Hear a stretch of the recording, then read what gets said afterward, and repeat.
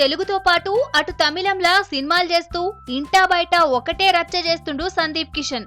Recent గా గీ పడుసు hero తమిళంలా హీరోగా నటించిన మా నగరం అనే సినిమాను తెలుగులా నగరం టైటిల్ తో రిలీజ్ చేస్తుండు. సడీ సప్పుడు లేకుండా వస్తున్న ఈ సినిమాలా సందీప్ కిషన్ పక్కపొంటి రెజీనా హీరోయిన్ గా నటించింది. ఈ మూవీ స్టోరీ విషయానికొస్తే సిటీలా దునియా పబ్లిక్ ఉంటది, కానీ రోడ్డు నడిమిట్లా ఎవడో ఒకరిని కొడుతుంటే ఒక్కడు కూడా రాడు అనే కాన్సెప్ట్ తో ఈ సినిమా తీసినట్టు కనబడుతుంది. ఈ మూవీ చెన్నై సిటీని బేస్ చేసుకొని తీసినందుకే ఈ మూవీకి నగరం అనే పేరు పెట్టినట్టు కనబడుతుంది.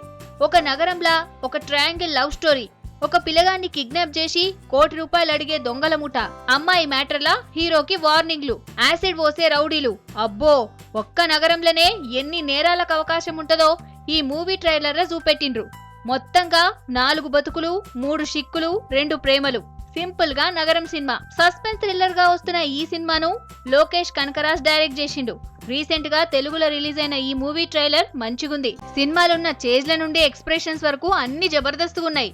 ఈ మూవీని ఈ నెల 10వ తారీఖున ఒకేసారి తమిళంతో పాటు తెలుగులో రిలీజ్ చేస్తుండ్రు. ఈ సినిమా హిట్ అయితే మాత్రం కృష్ణవంశీతో సందీప్ కిషన్ చేస్తున్న నక్షత్రం మూవీకి క్రేజ్ వచ్చుడు మాత్రం పక్కా అని చెప్పొచ్చు.